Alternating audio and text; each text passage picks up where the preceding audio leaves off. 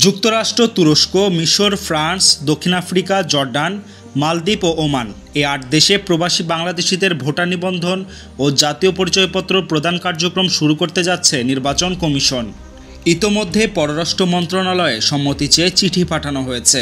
জাতীয় পরিচয় নিবন্ধন অনুবিভাগের মহাপরিচালক ASM হুমায়ুন কবির জানান, সব প্রস্তুতি সম্পূর্ণ, খুব শীঘ্রই কার্যক্রম শুরু হবে।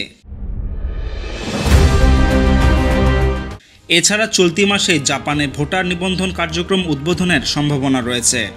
ইসি সূত্র জানায়, এরই মধ্যে 9টি দেশে সংযুক্ত আরব আমিরাত, সৌদি আরব, যুক্তরাজ্য, ইতালি, কুয়েত, কাতার, মালয়েশিয়া, অস্ট্রেলিয়া ও কানাডায় এ কার্যক্রম চলছে। এসব দেশ থেকে 47,000-এর বেশি আবেদন জমা পড়েছে, যার মধ্যে প্রায় 20,451 জন প্রবাসীকে ভোটার হিসেবে অনুমোদন দেওয়া হয়েছে।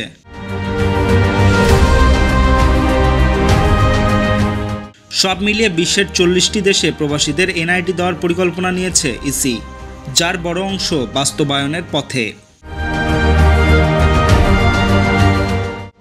নিউজ ডেস্ক, প্রতিফলন।